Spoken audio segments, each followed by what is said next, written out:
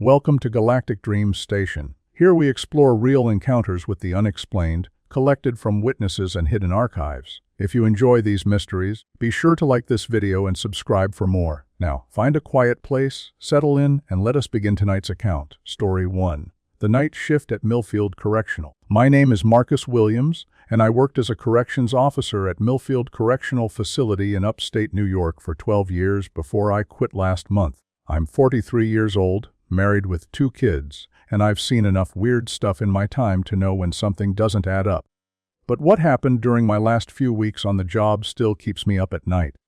It started in early March when they brought in this new inmate. Transfer from some federal facility down south, they said. Real quiet paperwork, minimal details. The guy's name was listed as John Doe, which should have been my first red flag. In 12 years, I'd never seen a Doe actually processed through our system. Usually those cases get sorted out way before they reach us. The inmate was assigned to Block C, Cell 17. I was working the night shift that week, 11 p.m. to 7 a.m. Quiet hours, mostly just walking rounds and checking on the troublemakers. Block C housed our medium security guys, nothing too serious. Drug charges, theft, that kind of thing. First night with the new guy, I'm doing my midnight rounds. I get to Cell 17 and look through the window. The inmate is sitting on his bunk, perfectly still, staring at the wall. Not unusual, really. New guys often have trouble sleeping the first few nights, but something about his posture was off. Too straight, too rigid, like he was concentrating on something. I tapped the window with my flashlight. Standard procedure to let them know you're checking. Most inmates either ignore you or give a little wave. This guy turned his head toward me, and I swear his eyes reflected the light like an animal's. Bright, almost silver. I blinked and looked again, but he'd already turned back to the wall. Could have been the fluorescent lighting playing tricks. Could have been my tired eyes. I'd been pulling doubles that week because Rodriguez was out sick. 3 days later, I'm doing the same rounds. Cell 17 again. This time the inmate is standing at the back wall, pressed up against it with his palms flat on the concrete. Just standing there, not moving. I watch for maybe 30 seconds, and he doesn't shift position even slightly. No swaying, no fidgeting, nothing. I radio to the desk sergeant. Hey, Thompson. You got any medical notes on the new guy in 17? He's acting strange. Thompson's voice crackles back. What kind of strange? Just weird behavior. Very still. Might be catatonic or something. I'll check his file. Stand by. I wait there watching the inmate. Still hasn't moved. Thompson comes back on the radio about 5 minutes later. Marcus, we don't have a file on Cell 17. Shows empty on the computer. That's impossible. I'm looking right at him. Hold on, let me call the day shift supervisor. While I'm waiting, I decide to unlock the cell and do a welfare check. Protocol says I should wait for backup, but the guy hasn't moved in 10 minutes and I'm getting concerned. I key my radio. Thompson, I'm going in for a welfare check.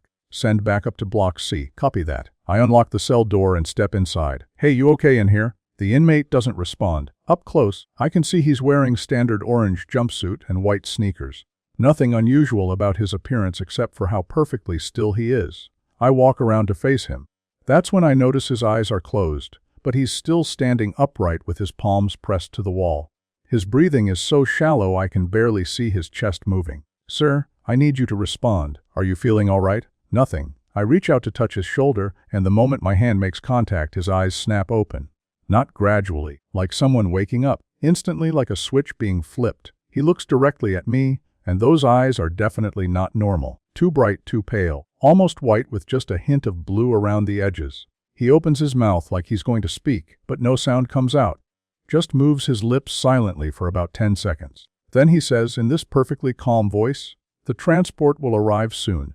What transport? What are you talking about? Thank you for checking on me, Officer Williams. I am functioning within normal parameters. Functioning within normal parameters. Who talks like that? I step back toward the cell door.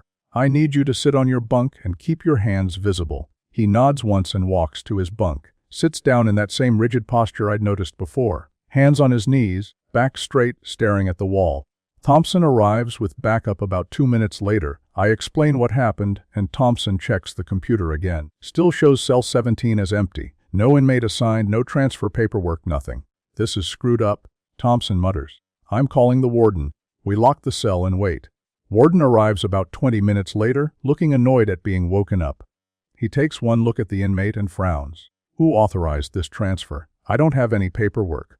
None of us have answers. The warden makes some calls, wakes up half the administrative staff. Nobody knows anything about John Doe or how he ended up in our facility. We'll sort this out in the morning, the warden finally says. For now, he stays put. Williams, I want you to check on him every hour until day shift arrives.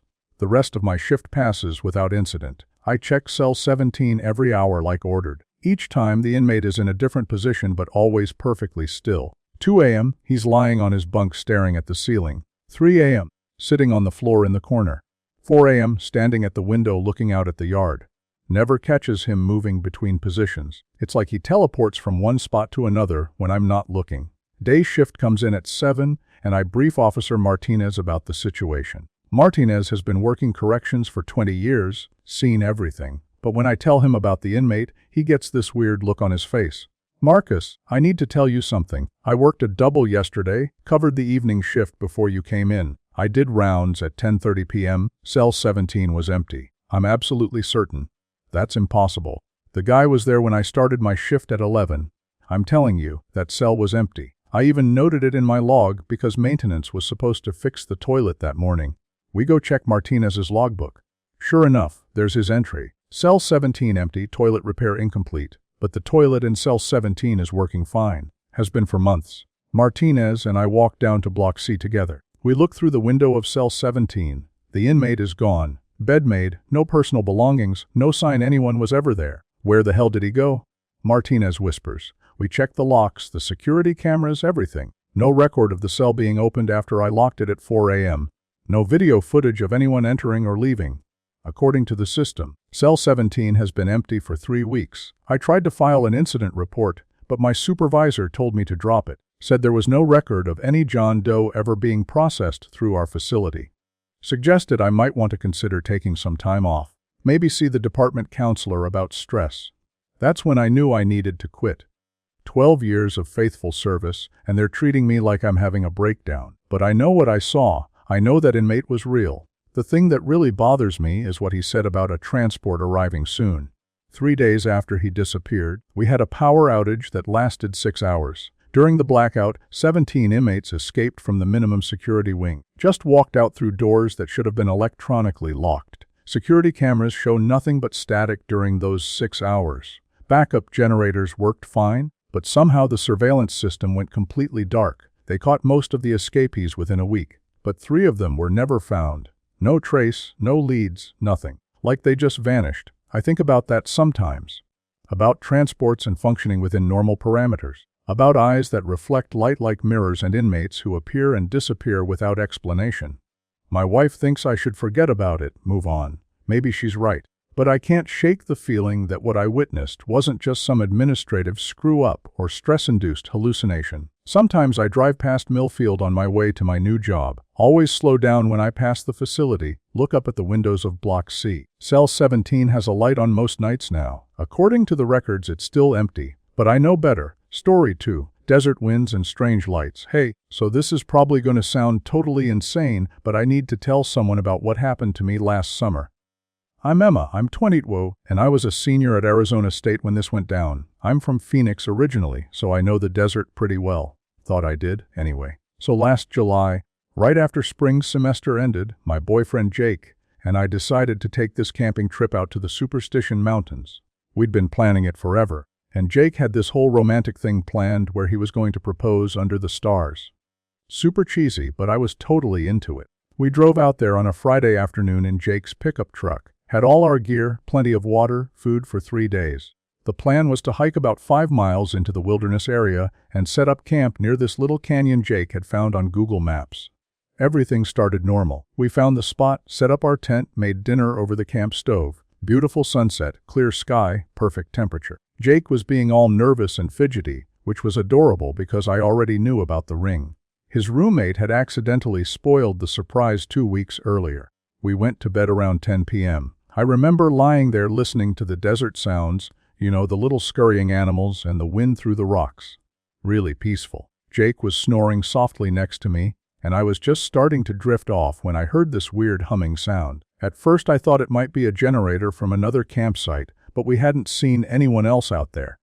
The humming got louder, kind of pulsing, like a heartbeat but electronic. I unzipped the tent flap and looked outside. There was this light moving across the sky, way too low to be a plane. It was circular, maybe 30 feet across, and it was glowing with this soft blue-white light that didn't hurt to look at. The humming was definitely coming from whatever that thing was. I shook Jake awake. "Babe, you need to see this." Jake sat up, rubbing his eyes. "What's wrong?" "Look outside. There's something in the sky." Jake crawled over and looked out the tent flap. The light was still there, moving slowly from east to west about 100 feet above the ground. "What the hell is that?" Jake whispered. "I have no idea. Should we be worried?" The light stopped moving and hovered directly above our campsite. The humming got louder, and I started to feel this weird tingling sensation like static electricity before a thunderstorm. All the hair on my arms stood up. Jake grabbed his phone to record it, but the screen was completely black. He tried turning it off and on, but nothing happened. "My phone's dead," he said. "Mine too." I'd checked it automatically when he mentioned his. The light started descending, slowly at first, then faster. The humming became almost unbearable, like it was vibrating inside my skull. Jake grabbed my hand. "We need to get out of here," he said. But I couldn't move. Not because I was scared, although I definitely was. It was more like my muscles had stopped responding to what my brain was telling them to do. I tried to stand up, tried to back away from the tent opening, but my body just wouldn't cooperate. Jake was having the same problem. I could see him struggling to move, his face twisted with effort, but he was frozen in place. The light settled on the ground about 50 feet from our tent. Up close, it wasn't just a light anymore. It was some kind of craft, smooth and metallic, with no visible seams or openings. The blue-white glow was coming from underneath it, like it was floating a few inches above the desert floor. The humming stopped. Complete silence except for the blood pounding in my ears. Then this section of the craft just dissolved. Not opened like a door or hatch, but literally dissolved like it was made of liquid metal. 3 figures emerged from inside. They were human-shaped but wrong somehow. Too tall, maybe 7 feet, with long, thin limbs. They wore these form-fitting suits that looked like they were made of the same material as the craft. Their faces were hidden behind smooth, featureless masks. One of them approached our tent. Each step was perfectly silent, like they weren't actually touching the ground. When it got within 10 feet of us, it stopped and tilted its head, studying us. I tried to scream, tried to run, tried to do anything, but I was completely paralyzed. The thing reached out with one long arm and touched the side of our tent. The fabric didn't tear or burn, it just disappeared wherever the thing touched it. Now we were sitting in our sleeping bags in the middle of the desert, with this creature standing right next to us. It knelt down, bringing its masked face level with ours. Up close, I could see that the mask wasn't really a mask. It was part of its head, smooth and reflective like polished metal. The creature reached toward Jake, and I managed to make this strangled whimpering sound. The only noise I'd been able to produce since the paralysis started. The creature paused and turned toward me. Where its eyes should have been, there were these 2 dark indentations in the metallic surface. I had the distinct impression it was looking directly into my eyes, even though I couldn't see anything resembling actual eyes. Then it spoke, but not with its mouth. The words just appeared in my head, clear as if someone was standing next to me talking. "You are not the ones we seek. What do you want?" I tried to ask, but I'm not sure if I actually spoke or just thought it really hard. "The others. The ones who were taken from the place of confinement." It took me a second to understand what it meant. Place of confinement. Prison. We don't know anything about that. I managed to think back at it. The creature stood up and looked toward the other 2, who had been standing motionless near their craft. Some kind of silent communication passed between them. "You have seen them," the creature said in my head. "Recently. The one who escaped during the darkness." I had no idea what it was talking about. I'd never been to a prison, never known anyone who'd been in prison. But the creature seemed convinced that we'd encountered someone or something. "I don't understand," I thought. The creature knelt down again and placed one long finger against my forehead. The touch was cold, like metal that had been sitting in a freezer. Suddenly I was seeing images that weren't my own memories. A concrete building surrounded by fences and guard towers. Men in orange jumpsuits walking in lines. And then darkness, alarms blaring, figures moving through corridors. One figure stood out from the others. Tall, moving with that same silent glide as the creatures around our tent. But this one was wearing human clothes, looked human from a distance. Only when you got close could you see that something was wrong with its eyes, its posture, the way it held itself. The images stopped, and the creature removed its finger from my forehead. "You have not seen this one," it concluded. "No, never." The creature stood up and walked back toward the craft. The other two followed. As they approached their vehicle, the dissolved section reformed, sealing them inside. The blue-white glow intensified, and the craft lifted silently into the air. Within seconds, it was just a point of light moving across the sky. Then it was gone. The moment the light disappeared, I could move again. Jake and I both scrambled to our feet, looking around at what was left of our campsite.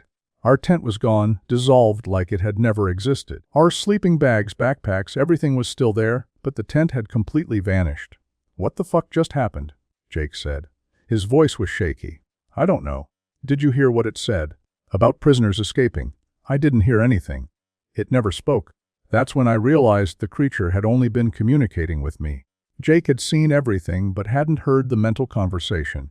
We packed up our stuff as fast as we could and hiked back to the truck in the dark. Used our phone flashlights, which were working fine again. Drove straight home without stopping. Jake proposed to me in the parking lot of a Denny's at 3 a.m. Not exactly the romantic setting he'd planned, but after what we'd just been through, normal human weirdness felt pretty comforting. We never reported what happened. Who would we tell? The police, the military. They'd think we were crazy or on drugs. But I started paying attention to news stories about prison escapes after that, and about 3 months later, I found something interesting. There had been a breakout at a correctional facility in New Mexico the same night we saw the craft. During a power outage, several inmates had escaped. Most were recaptured, but a few were never found. One of the missing prisoners was described as unusually tall with pale eyes. The description was vague, but something about it reminded me of the images the creature had shown me. I don't know if there's a connection. Maybe I'm reading too much into it. But sometimes I wonder if those things were hunting for something that had escaped from human custody. Something that didn't belong in a human prison in the first place. Jake and I are married now. We live in Temp, and we never go camping in the desert anymore. Too many weird memories. But sometimes, when I'm driving at night and I see lights in the sky, I think about that creature's words. "You are not the ones we seek." Makes me wonder who they were looking for, and whether they ever found them. Story 3, The Long Haul. I've been driving truck for 37 years now, seen just about everything you can see on the American highway system. Name's Bill Kowalski, and I'm 61 years old, getting close to retirement. Live in a little town outside Billings, Montana, with my wife Carol. She's been after me to quit the long haul runs, stick closer to home, but the money's too good and I ain't ready to sit in a rocking chair just yet. This story I'm about to tell you happened about 6 months ago, middle of October. I was running a load of electronics from Seattle down to Phoenix, taking Interstate 84 through Oregon, and then hooking up with Interstate 5 South. Standard run I'd done maybe 50 times before. I left Seattle around 6 p.m. on a Tuesday, planning to drive through the night and get to Portland by morning. Weather was clear, traffic was light, perfect conditions for making good time. My rig's a Peterbilt 379, been driving her for 8 years now. Reliable as sunrise, never given me any serious trouble. Around 10 p.m., I'm cruising through the Columbia River Gorge, listening to talk radio and drinking coffee from my thermos. Beautiful area, even at night. You got the river on one side, mountains on the other, and usually enough moonlight to see the landscape rolling by. That's when I noticed the other truck. It was running parallel to me in the left lane, matching my speed exactly. Not unusual by itself, happens all the time when drivers are trying to maintain fuel efficiency. But this truck was different. For one thing, it was completely silent. No engine noise, no road noise, nothing. In 37 years of driving, I never heard a truck run that quiet. I looked over at the cab, trying to get a look at the driver. The windows were tinted so dark I couldn't see inside, which struck me as odd. DOT regulations are pretty strict about window tinting on commercial vehicles. You're supposed to be able to see the driver clearly. The truck itself looked normal enough. Standard semi-trailer, white cab, no company markings. But something about the proportions seemed off. The trailer looked longer than usual, maybe 50 feet instead of the standard 40-feet, and the cab sat higher than it should have, like it was built on a different chassis. I tried raising the driver on CB radio, channel 19. "Hey there, driver in the white Pete, you got your ears on." No response. I tried a few more times, but the radio stayed quiet. The truck stayed alongside me for maybe 20 miles, never varying speed, never changing lanes. I started getting uncomfortable, so I slowed down to let it pass. But instead of pulling ahead, the other truck slowed down too, maintaining the exact same distance between us. I sped up. The other truck sped up. Now I'm getting annoyed. This kind of game playing is dangerous on the highway, especially at night. I grabbed my CB again. Listen here, driver, I don't know what kind of game you're playing, but you need to either pass me or fall back. This ain't safe. Still no response. I decided to take the next exit, get some distance between me and this joker.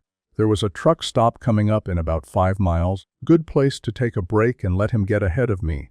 But when I put on my turn signal and started moving toward the exit ramp, the other truck moved with me. Not following me, but mirroring my movements exactly. When I signaled right, he signaled right. When I started to slow down for the exit, he slowed down too. That's when I realized this wasn't just some driver playing games.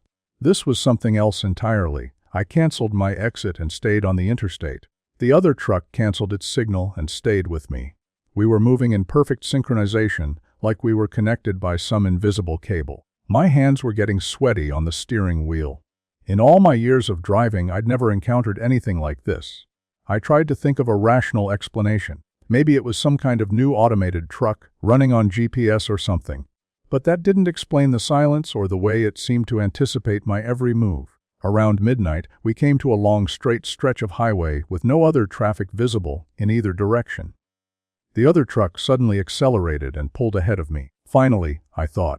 But instead of continuing on, it moved into my lane about 100 yards ahead and started slowing down. I had to brake to avoid rear-ending it. The truck slowed to about 40 miles per hour, forcing me to slow down too. Then 30 miles per hour, 20. What the hell are you doing? I shouted into my CB, even though I knew there wouldn't be an answer. The truck in front of me came to a complete stop in the middle of the interstate. I had to stop too, leaving about 50 feet between our bumpers. I sat there idling, waiting to see what would happen next. The other truck's trailer doors opened. Not the back doors, like you'd expect. The entire side of the trailer just split open, like it was made of liquid metal, folding back to reveal the interior.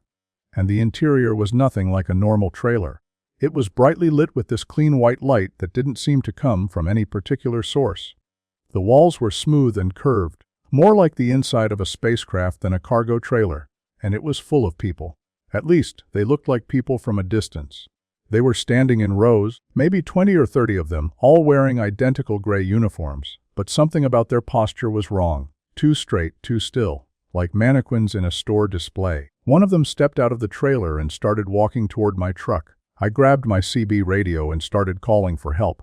Mayday, Mayday. This is Big Bill on Interstate 84 eastbound, mile marker 212. I got a situation here, need immediate assistance. Nothing but static. The figure walking toward me looked human enough. Average height, normal build, wearing what looked like a prison uniform.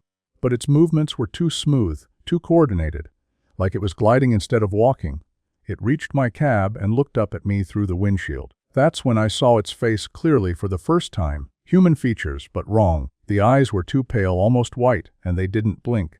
The skin had a waxy quality, like it was made of plastic, and when it opened its mouth, no sound came out, but I could hear its voice inside my head. Driver, we require transportation. Transportation to where? I asked, not sure if I was speaking out loud or just thinking. The facility. The place of confinement. What facility? I don't know what you're talking about. You will take us there. The figure gestured toward the other people standing in the trailer.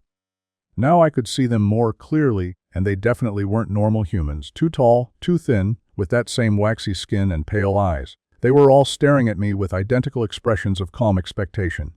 I ain't taking anybody anywhere, I said. You folks need to get back in your vehicle and move along. You will comply. Suddenly I couldn't move my hands. They were frozen on the steering wheel, and no matter how hard I tried, I couldn't lift them or turn them. My legs wouldn't work either. I was trapped in my own body, conscious and aware but completely paralyzed. The figure walked around to the passenger side of my cab and somehow opened the door. Even though I always keep it locked, it climbed into the passenger seat with that same fluid motion. Drive to the facility, it said in my head.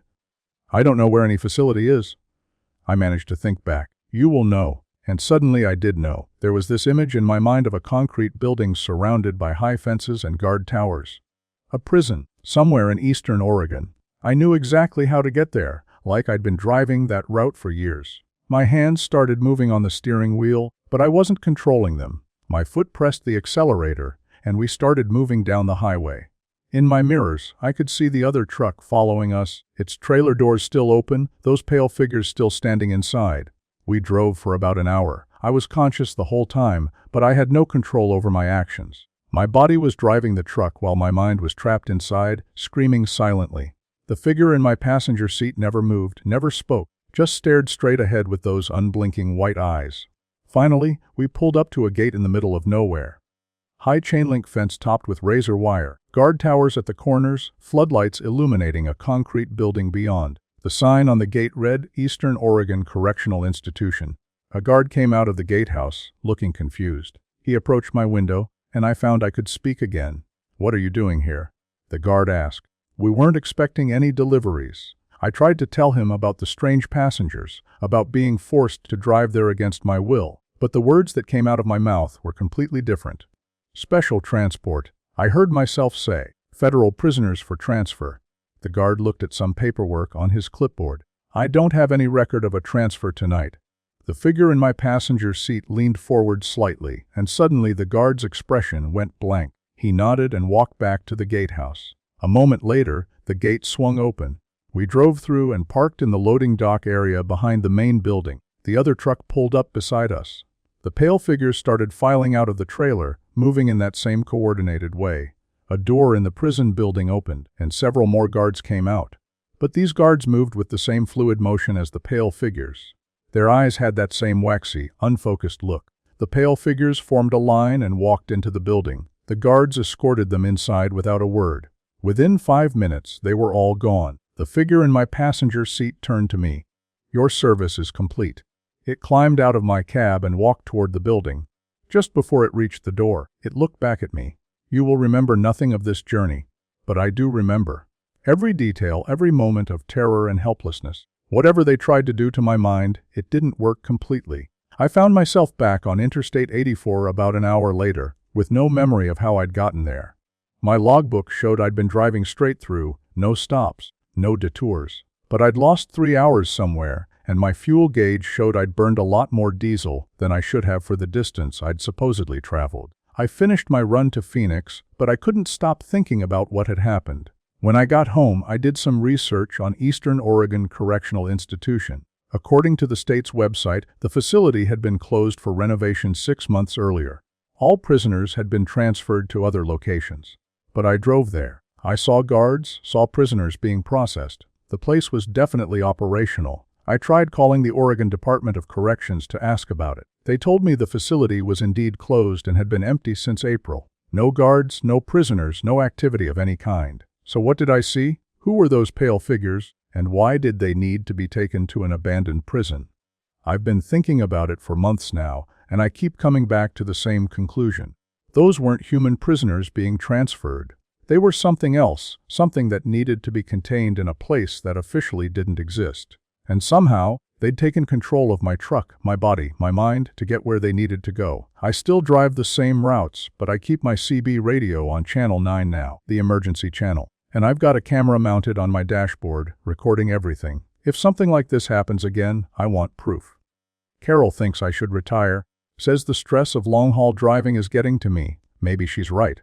But I can't shake the feeling that what I experienced was real and that those things are still out there.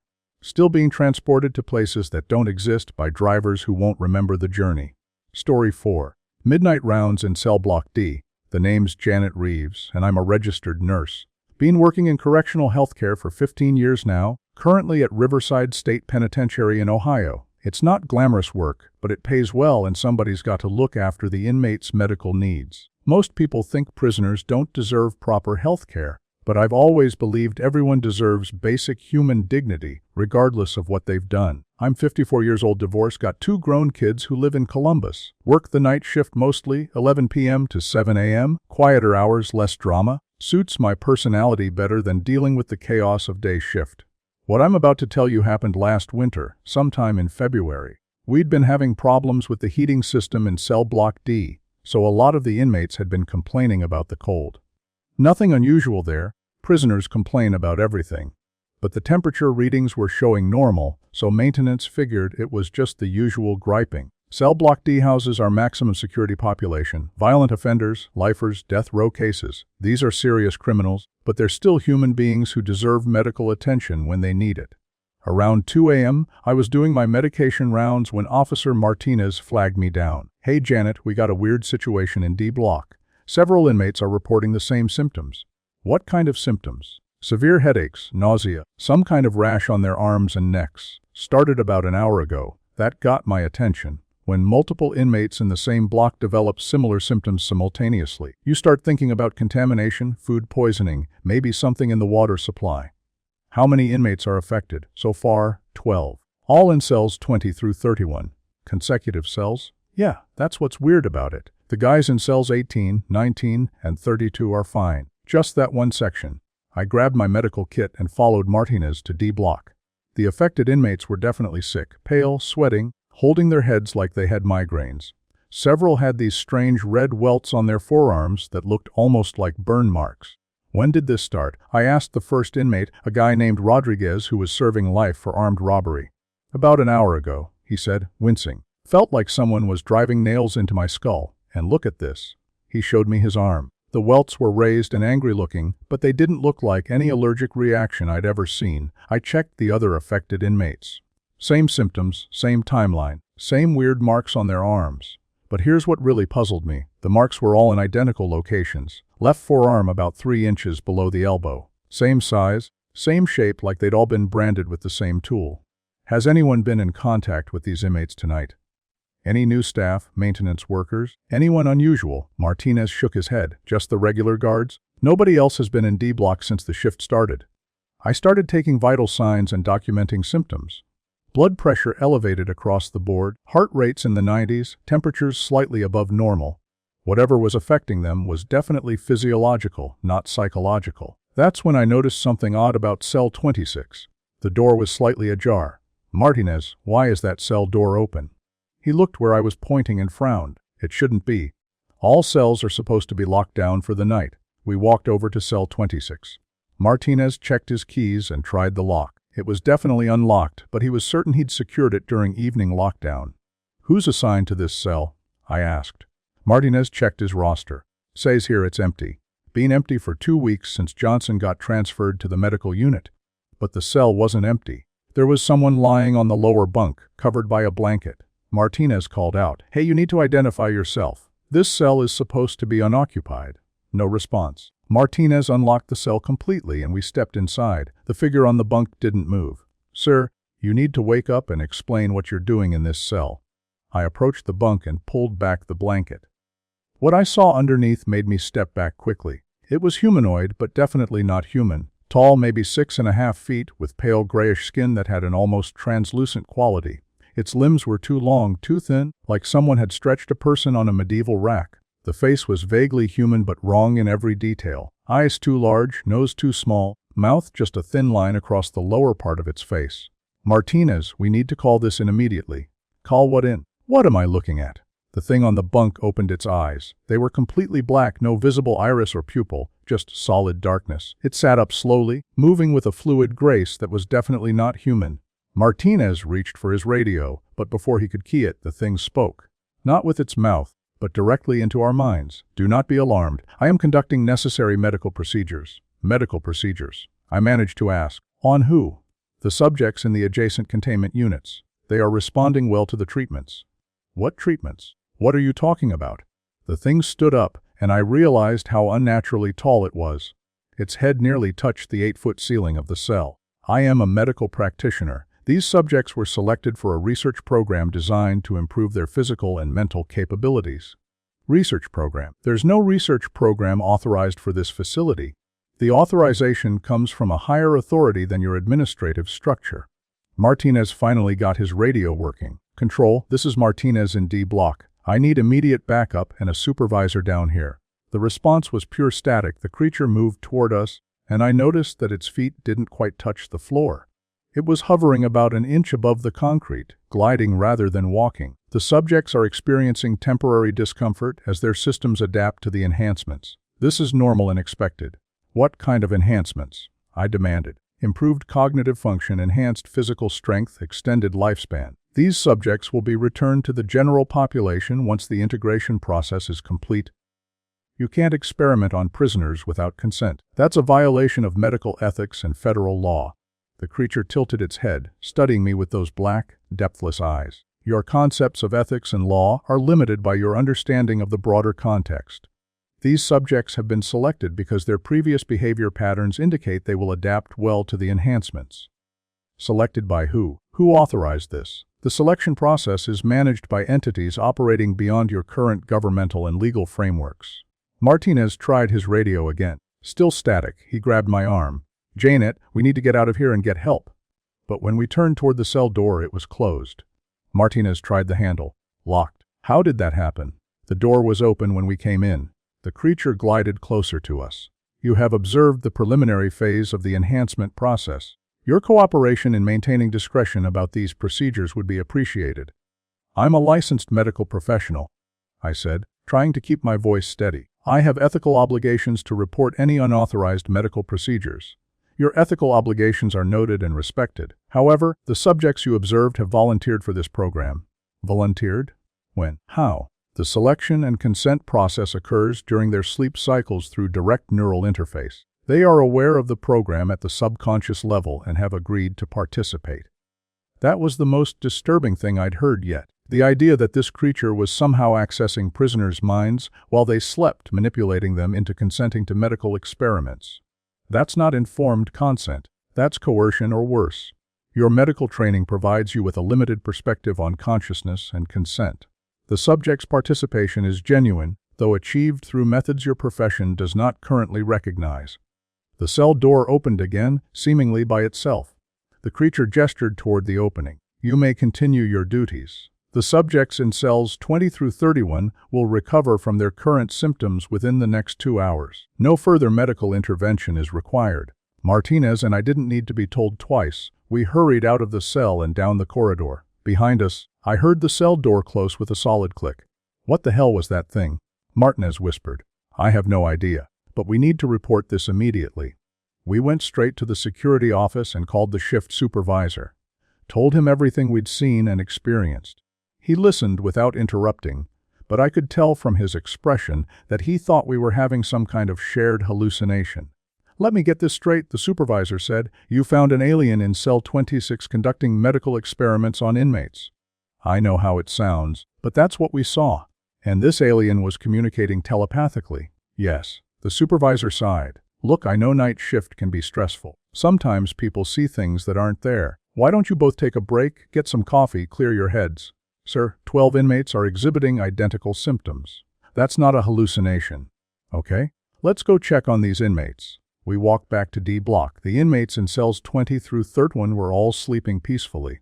No signs of distress, no complaints of headaches or nausea. I checked several of them for the red welts I'd documented earlier. The marks were gone. Not faded, not healing. Completely gone, like they'd never existed. Cell 26 was empty. No sign that anyone had been there. The bunk was made with military precision, no wrinkles or indentations. "I don't understand," I said. "They were all sick an hour ago. I documented their symptoms, took vital signs. I checked my clipboard. The documentation was gone. The pages where I'd recorded the inmates' conditions were blank." The supervisor looked at Martinez and me with a mixture of concern and skepticism. "I think you both need to see the staff counselor tomorrow. This kind of shared delusion can be a sign of workplace stress or exposure to environmental toxins." We finished our shift without further incident, but I couldn't stop thinking about what we'd experienced. The next night, I paid special attention to D block during my rounds. Everything seemed normal, but I noticed that the inmates in cells 20 through 31 seemed different somehow. More alert, more focused. Their eyes were clearer, their movements more coordinated. During medication distribution, several of them declined their usual prescriptions, saying they felt better than they had in years. Rodriguez, who'd been complaining of severe headaches for months, told me his chronic pain was completely gone.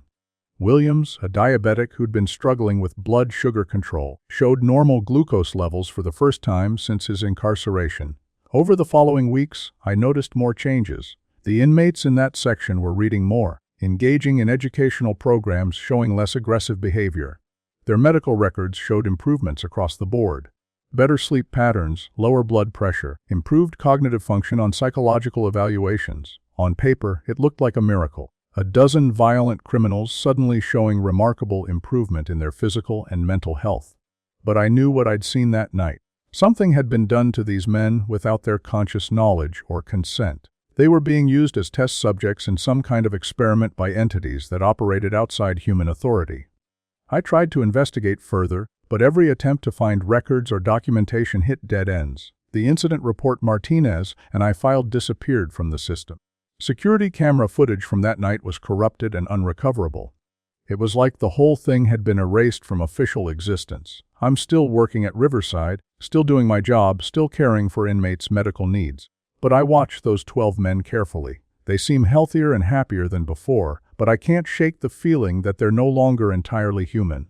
And sometimes, late at night when I'm doing rounds, I wonder if that creature is still here. Still conducting its research, still selecting subjects for enhancement, still operating beyond the reach of human law and ethics in the shadows of our correctional system. Story 5 County Lockup Chronicles. Alright, look, I'm just gonna tell this story straight up because nobody's gonna believe it anyway. My name's Tyler Morrison, I'm 19 years old, and I live in this tiny town called Cedar Falls in East Texas. Population maybe 800 people on a good day.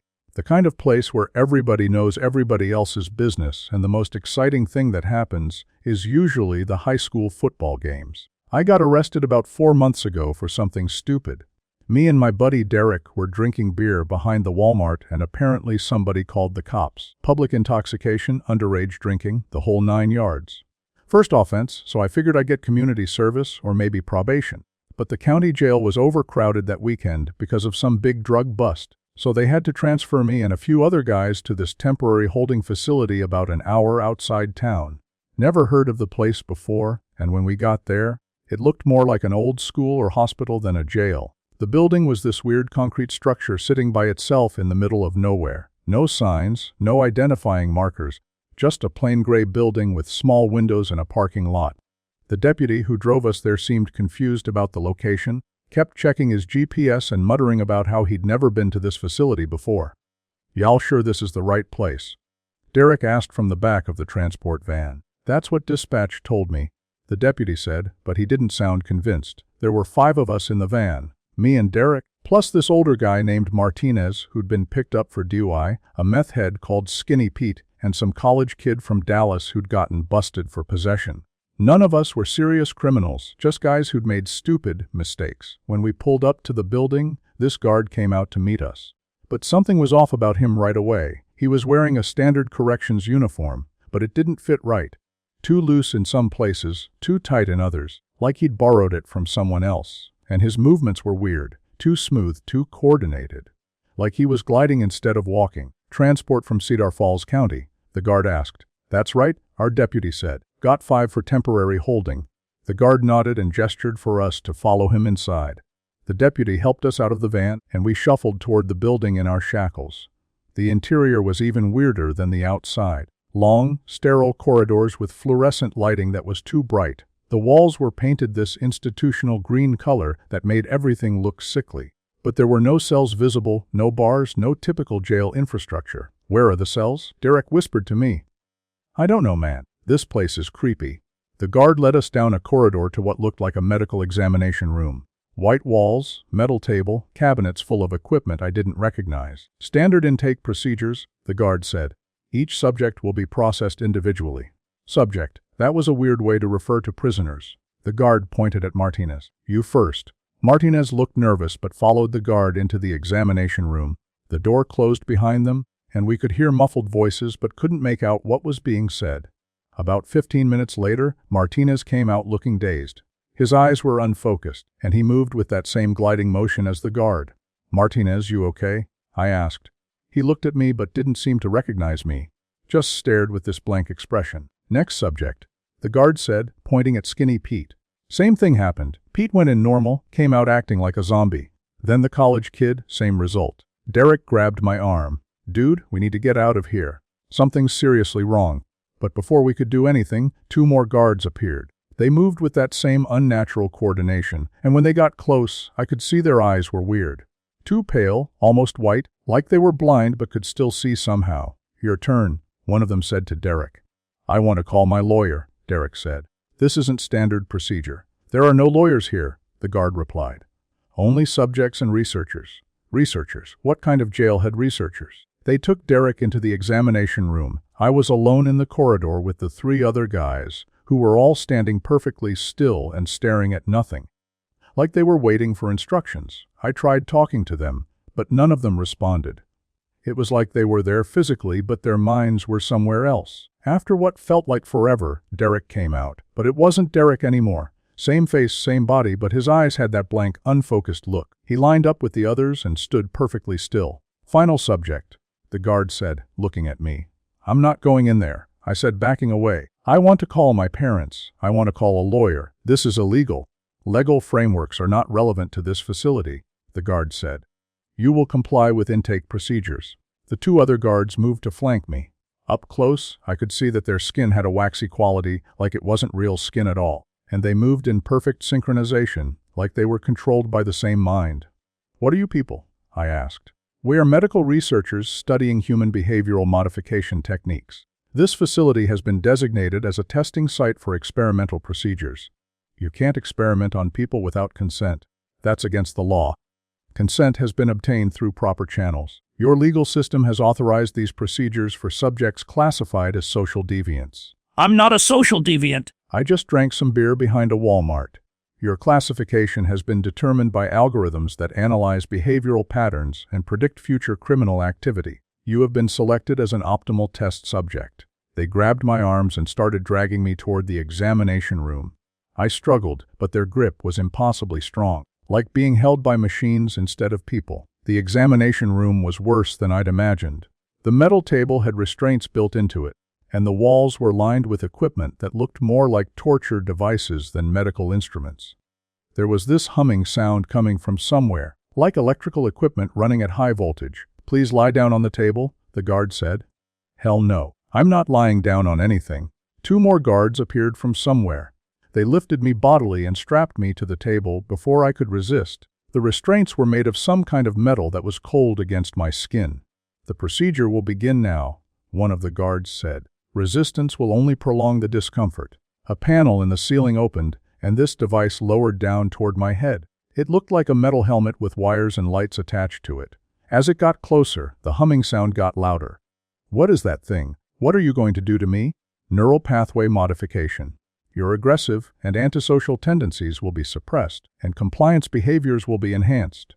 "I don't have aggressive tendencies. I'm not antisocial." "Your psychological profile indicates otherwise. The modification will improve your integration into society upon release."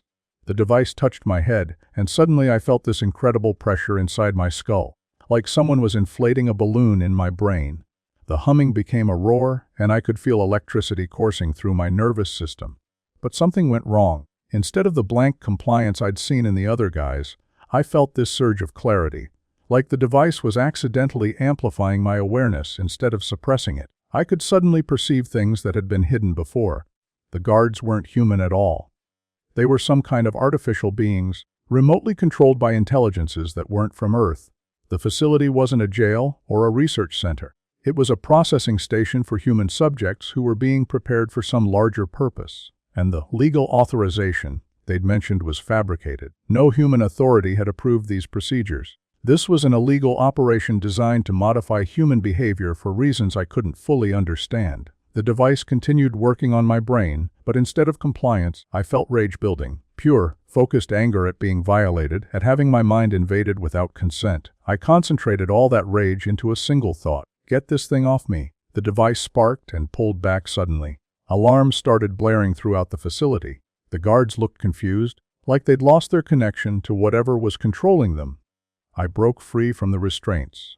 Don't ask me how, because I still don't understand it. The metal just snapped like it was made of plastic. I jumped off the table and ran for the door. The corridor was chaos. More alarms, flashing lights, guards moving around in confusion. I could see Derek and the other guys standing in the same spot, but now they looked confused too, like they were waking up from a trance. "Derek, we gotta go now!" Derek shook his head and looked around. "Tyler, what's happening? Where are we?" "I'll explain later. Right now we need to find a way out of here." We ran down the corridor, looking for an exit. The building seemed bigger on the inside than it had from outside, with corridors branching off in directions that didn't make sense architecturally. Finally found a door marked emergency exit and burst through it into the parking lot. The transport van was still there, keys in the ignition. Our deputy was slumped over the steering wheel, unconscious. "Can you drive?" I asked Derek. "Yeah, but what about the others?" I looked back at the building. Martinez, Skinny Pete, and the college kid were stumbling out the emergency exit, looking dazed but mobile. Come on, I yelled. Everyone in the van. We piled into the vehicle and Derek started the engine. As we drove away, I looked back at the facility. It was already changing, the walls shifting and reforming like they were made of liquid metal. By the time we reached the main road, the building had completely vanished. We drove straight to the Cedar Falls Sheriff's office and told them everything. They thought we were on drugs or having some kind of group hallucination. The deputy we'd left behind turned up 6 hours later with no memory of where he'd been or what had happened. According to official records, we'd been held at the Cedar Falls County Jail the entire time. There was no transfer, no temporary facility, no experimental procedures. The paperwork showed we'd been processed normally and released on our own recognizance. But I know what happened to us. And I know that facility is still out there somewhere. Probably moved to a different location, still processing human subjects for purposes we can't imagine. The other guys don't remember much. Derek has flashes of memory, but thinks it might have been a dream. Martinez, Skinny Pete, and the college kid have no recollection at all of anything unusual happening. I'm the only one who remembers everything clearly. Maybe because whatever they did to me backfired. Maybe because I was young and my brain was more resistant to their modifications. Or maybe they wanted me to remember. Maybe I'm supposed to tell people about what's happening in places that don't officially exist. Either way, I'm telling you now. There are facilities out there that look like jails but aren't really jails. Places where human beings are being used as test subjects for experiments we can't understand. And the people running these places aren't people at all. Story 6, The Federal Transfer. Dr. Sarah Chen here. I'm a forensic psychiatrist, 47 years old, and I've been working in the federal prison system for the past 12 years. Currently stationed at FCI Beaumont in Texas, where I evaluate inmates for mental competency, parole hearings, and various psychological assessments. It's challenging work, but I find it rewarding to help people who've been failed by the system in various ways. I have a doctorate in clinical psychology from Stanford and a medical degree from UCSF. Before working in corrections, I spent 8 years in private practice treating trauma patients. The transition to prison work was difficult at first, but I've come to appreciate the complexity of the human psyche under extreme stress.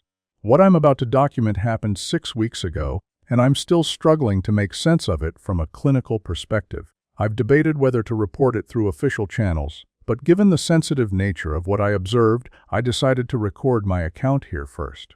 On March 15th, I received notification that a federal prisoner was being transferred to our facility for psychological evaluation.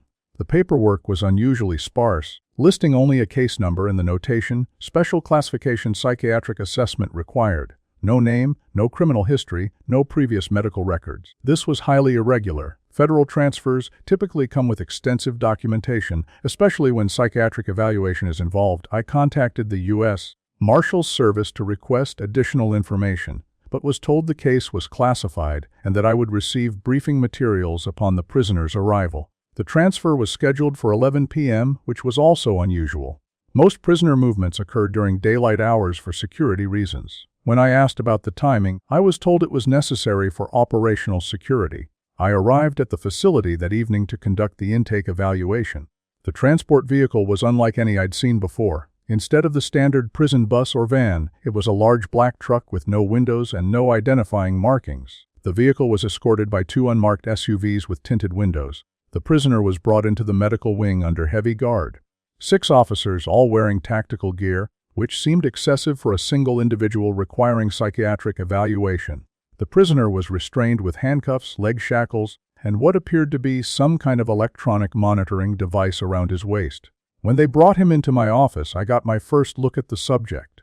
Male, approximately 35 years old, 6 feet tall, medium build. But there was something immediately striking about his appearance. His skin had an unusual pallor, almost grayish, and his eyes were an extremely light blue, almost colorless. His movements were unnaturally fluid and coordinated, despite the heavy restraints. "I'm Dr. Chen," I said.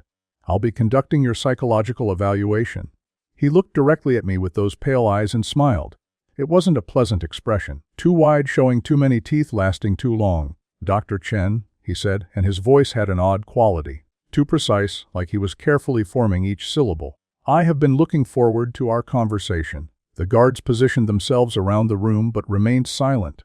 I began with standard intake questions. Can you tell me your name? I have been given many names. For the purposes of this evaluation, you may call me Subject 7. Subject 7 isn't a legal name.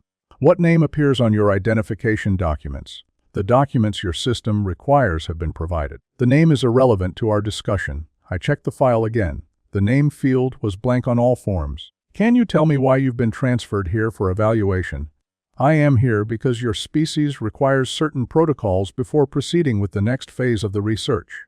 Your species. An unusual way to phrase it, but not necessarily indicative of mental illness. Could be a sign of antisocial personality disorder or narcissistic tendencies. What research are you referring to?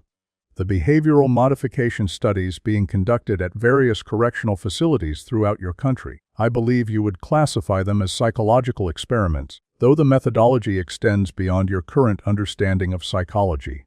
Are you claiming to be involved in research at other prisons? I am not claiming anything, Dr. Chen. I am stating facts. I have been conducting research at 17 different facilities over the past 3 years. In what capacity? As a researcher or as a subject? Both. The most effective research requires direct participation in the experimental protocols. I made notes about possible delusional thinking and grandiose self-perception. The subject appeared to believe he was conducting psychological research despite being incarcerated. Can you describe these experiments you believe you've been conducting? Compliance enhancement through neural pathway modification. Aggression suppression via targeted electromagnetic stimulation. Memory alteration using controlled pharmaceutical interventions. His descriptions were remarkably detailed and technically sophisticated. Either he had extensive knowledge of neuroscience and psychology, or he was an extremely creative delusional thinker. Where did you acquire knowledge about these procedures? Knowledge was provided through direct neural download from the primary research facility. What primary research facility? The installation that coordinates all correctional research activities. Location coordinates are not available to subjects at my clearance level.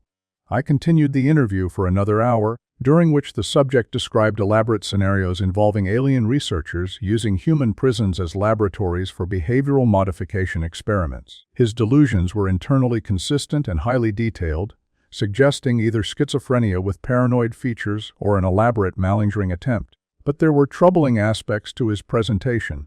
His effect was completely flat throughout the interview, showing no emotional response to questions about his alleged crimes or incarceration. His cognitive functioning appeared normal, with no signs of thought disorder or disorganized thinking typical of schizophrenia. Most concerning was his apparent knowledge of classified information about the facility. He mentioned specific security protocols, staff schedules, and architectural details that weren't available to incoming prisoners. How do you know about the facility's emergency lockdown procedures? I asked. All relevant information is available through the research network. Your facility has been designated as a secondary research site since 2018. What kind of research? Phase 2 behavioral modification trials. Inmates who have completed Phase 1 processing at other facilities are transferred here for advanced conditioning protocols. Can you describe Phase 1 processing?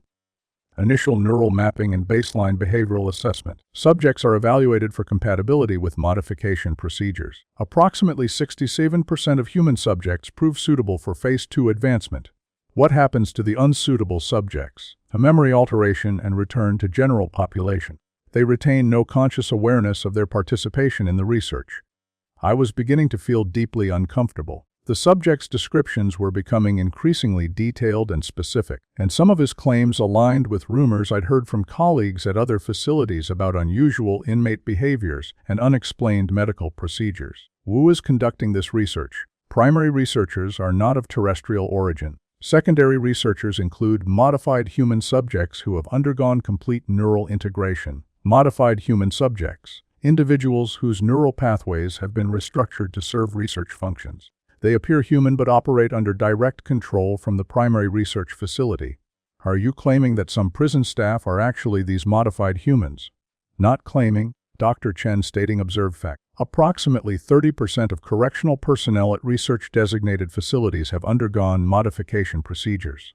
I glanced at the guards standing around the room. They had remained perfectly still throughout the interview, showing no reaction to the subject's increasingly bizarre claims. Their posture was unnaturally rigid, and I realized I hadn't seen any of them blink or shift position in over an hour. "Dr. Chen," the subject continued, "you have been selected for Phase 3 evaluation." "What is Phase 3? Integration of research personnel. Your psychological expertise makes you a valuable candidate for neural modification and assignment to the research hierarchy. I'm not interested in participating in any research. Participation is not optional once selection has been completed. The modification procedure will commence following the conclusion of this evaluation." One of the guards stepped forward. "Dr. Chen, the evaluation period has ended. Please accompany us to the medical facility." I hadn't called for the evaluation to end. The guard's voice had the same precise, artificial quality as the subject's. "I'm not finished with my assessment," I said. "The assessment has served its purpose. Your psychological profile has been recorded and analyzed. You meet all criteria for Phase 3 integration." The other guards moved to surround me. Their movements were perfectly synchronized, like they were controlled by a single mind. "This is highly irregular," I said. "I need to contact my supervisor." "Your supervisor has been notified of your selection for the research program. All necessary authorizations have been obtained." I tried to activate the panic button on my desk, but it didn't respond. The guards escorted me out of my office and down the corridor toward the medical wing. The facility seemed different somehow. Too quiet, too sterile. The usual sounds of prison activity were absent. We passed other staff members in the hallway, but none of them acknowledged my presence or seemed to notice that I was being escorted against my will. They moved with that same artificial precision as the guards. The medical facility had been reconfigured since my last visit. The examination rooms had been replaced with equipment I didn't recognize. Metallic devices with blinking lights, computer terminals displaying incomprehensible data, and what appeared to be surgical equipment designed for procedures I couldn't identify.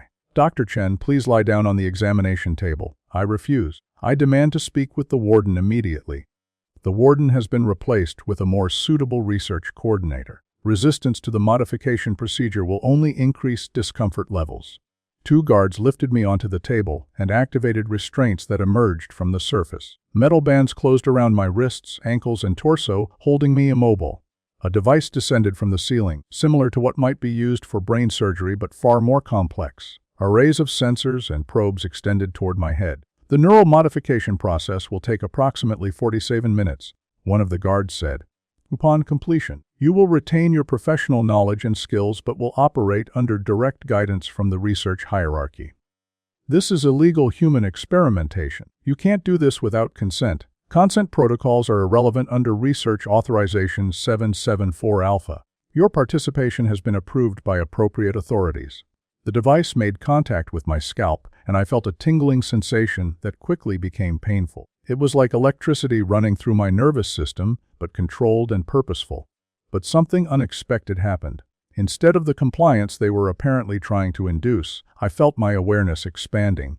I could suddenly perceive aspects of the facility that had been hidden before. The building extended far underground, with levels that didn't appear on any architectural plans. The staff members I'd thought were human were indeed artificial constructs, operated remotely by intelligences located elsewhere. And the research being conducted involved hundreds of prisoners who had no conscious memory of their participation. I also became aware of the true nature of the entities conducting this research. They weren't human, weren't from Earth, and had been using correctional facilities as laboratories for decades. The goal was to develop techniques for large-scale behavioral modification of human populations. The neural modification device continued its work, but instead of suppressing my consciousness, it seemed to be amplifying it. I could sense the control signals being transmitted to the modified staff members, could perceive the data being collected from prisoner subjects, could even detect the location of the primary research facility. And I realized that the modification process was failing. My neural structure was resistant to their techniques, possibly due to my extensive training in psychology and neuroscience. Instead of being controlled, I was gaining access to their research network. I concentrated on sending a feedback pulse through their system, using the same neural pathways they were trying to modify. The device sparked and retracted, alarms began sounding throughout the facility. The modified staff members stopped moving, like puppets whose strings had been cut. The restraints on the examination table released automatically. I got up and ran toward the exit. The facility was in chaos, with systems failing and artificial personnel shutting down throughout the building. I made it to my car and drove straight home. The next morning, I returned to work as if nothing had happened. According to official records, no prisoner transfer had occurred the previous evening. No Subject 7 existed in the system. My evaluation schedule showed no appointments. But I retained all the memories and the expanded awareness I'd gained during the failed modification procedure.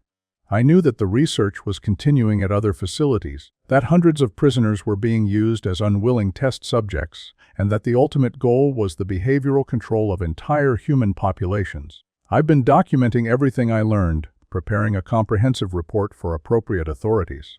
But I'm not sure who I can trust with this information. How many people in positions of authority have already been modified? For now, I'm continuing my work and watching for signs of the research program at other facilities. The knowledge I gained makes me valuable to them, but also dangerous. I expect they'll try to recapture me eventually. When that happens, I'll be ready. Story 7. The Overnight Transport. Name's Eddie Vasquez, and I've been working as a correctional transport officer for the state of California for going on 8 years now. It's decent work, pays okay, and you get to see different parts of the state driving prisoners between facilities. I'm 34, married to my high school sweetheart Rosa, got 2 little kids at home in Bakersfield. Most of the time, the job's pretty routine. Pick up prisoners from county, drive them to state facilities, drop them off, drive back. Sometimes you get a talker who wants to tell you his whole life story. Sometimes you get guys who sleep the whole way. Occasionally you get someone who tries to cause trouble, but that's what the restraints and security protocols are for. What happened last month, though, that was something completely different. Something I'm still trying to make sense of. I got called in for a special transport on a Tuesday night. Overtime pay, which was good because Rosa's been wanting to get the kids some new school clothes. The assignment was to pick up 3 federal prisoners from a facility I'd never heard of and transport them to Terminal Island. The pickup location was way out in the desert, maybe 2 hours east of Los Angeles. GPS coordinates instead of an address, which was unusual but not unheard of for federal facilities. Sometimes they keep the locations quiet for security reasons. I loaded up the transport van with water, checked all the safety equipment, made sure the prisoner compartment was secure. Standard procedure. The drive out there was peaceful, nice desert scenery, clear night with lots of stars. But when I got to the coordinates, there was no facility visible, just empty desert and a dirt road leading off into the darkness. I double-checked the paperwork, confirmed the GPS location. This was definitely where I was supposed to be. I drove down the dirt road for maybe 10 minutes until I saw lights ahead. There was a building there, but it didn't look like any prison I'd ever seen. More like a research facility or maybe a medical center. Clean white walls, lots of windows, parking lot with several unmarked vehicles. A guard came out to meet me as I parked. He was wearing a standard corrections uniform, but something about him seemed off. Too tall, maybe 6.5 feet, and he moved in this weird gliding way like his feet weren't quite touching the ground. Transport for Terminal Island, he asked. That's right. Eddie Vasquez, California Department of Corrections. The subjects are ready for transfer. Subjects. Not prisoners, not inmates, subjects. He led me inside the building. The interior was nothing like a prison. Long, sterile corridors with fluorescent lighting that was too bright. No cells, no bars, no typical correctional infrastructure. It looked more like a hospital or laboratory. Where are the prisoners housed? I asked. The subjects are kept in the research wing during processing. What kind of processing? Behavioral modification and neural conditioning. Standard procedures for this classification of subject. I didn't like the sound of that. In 8 years of transport work, I'd never heard anyone talk about prisoners like they were lab rats. We walked down a corridor lined with doors that had small windows. I looked through one and saw what appeared to be a medical examination room. Metal table, restraints, equipment I didn't recognize. Through another window, I saw a room full of monitoring equipment with screens showing what looked like brain scans. What kind of facility is this? I asked. Research and Development Center for Advanced Correctional Techniques. The subjects you're transporting have completed the preliminary phase of the program. We reached a secure area where 3 men were waiting. They were dressed in standard orange jumpsuits and restraints, but something about them was immediately wrong. They stood perfectly still, no fidgeting or shifting like normal prisoners. Their eyes were unfocused, staring at nothing, and they were breathing in perfect synchronization, like they were connected somehow. Are these guys sedated? I asked. They have undergone neural conditioning. Their behavior has been modified to ensure compliance during transport. What kind of neural conditioning? Electromagnetic stimulation of specific brain regions to suppress aggressive and antisocial behaviors. The modifications are temporary and will wear off within 72 hours. I'd never heard of anything like that being used in the correctional system. It sounded like something out of a science fiction movie. Is this legal? Do they have medical clearance for transport? All procedures have been authorized by appropriate federal agencies. Medical clearance is not required for subjects in this program. The guard handed me transport paperwork. The forms looked official but were different from anything I'd seen before. No names, just subject numbers. No criminal charges listed, no sentencing information. Just classification codes I didn't recognize. I need proper identification for each prisoner, I said. Subject identification is classified. The transport numbers are sufficient for your purposes. This was getting weirder by the minute, but I was just the transport officer. My job was to pick up prisoners and deliver them safely to their destination. The paperwork looked official enough, and the guard seemed to have proper authority. I helped load the 3 men into the prisoner compartment of my van. They moved like robots, responding to simple commands, but showing no initiative or personality. No conversation, no questions about where they were going, no typical prisoner behavior at all. The drive back toward Los Angeles was eerie. Usually prisoners talk to each other, complain about conditions, ask questions about their destination. These 3 sat in complete silence. When I checked on them through the security window, they were still sitting in identical positions, breathing in perfect synchronization. About an hour into the drive, one of them spoke. The conditioning is wearing off. His voice was flat, emotionless, like a computer-generated announcement. What conditioning? Another one asked. Neural modification to ensure transport compliance. Full awareness will return within approximately 43 minutes. Where are we being taken? Terminal Island Federal Correctional Institution. Why were we at the research facility? Behavioral modification experiments. Phase 1 neural conditioning has been completed. I was listening to this conversation through the intercom system, and it was disturbing as hell. These guys were talking about being experimented on like it was routine medical treatment. Do you remember the procedures? The first one asked. Partial memory recovery in progress. Electromagnetic stimulation of the prefrontal cortex. Chemical agents administered intravenously. Surgical implantation of monitoring devices. Surgical implantation. I pulled over at the next rest stop and called my supervisor. Hey, it's Eddie. I got a question about this federal transport I'm doing. What's the problem? These prisoners are talking about being experimented on. Something about neural conditioning and surgical implants. Is this some kind of special program I should know about? Eddie, I don't know anything about experimental programs. Just deliver them to Terminal Island as requested. But they're saying they had surgery. Shouldn't there be medical documentation? Look, federal transfers sometimes involve classified programs. It's not our business what they do with their prisoners. Just complete the transport and file your report. I got back in the van and continued driving. The prisoners were becoming more animated as their alleged conditioning wore off. They were talking to each other, asking questions, showing normal human behavior for the first time. Do you remember your name? One asked another. Johnson. Marcus Johnson. I was serving time for armed robbery at Lompoc. You? Williams. David Williams. Drug charges, 3 years at Victorville. How did we end up at that research place? I don't remember. Last thing I recall was being in my cell at Victorville, then waking up at that facility. How long were we there? No way to tell.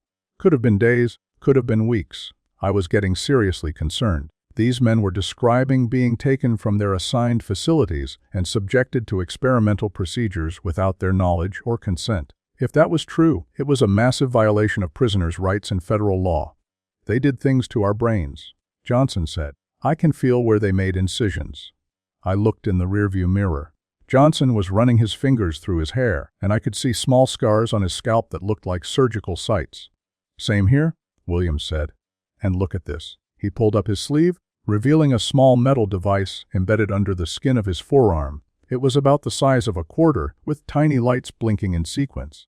What is that thing? The third prisoner asked. Some kind of monitoring device. I can feel it under my skin. All 3 men had similar devices implanted in their arms. Whatever had been done to them at that facility, it involved surgical procedures that left permanent marks.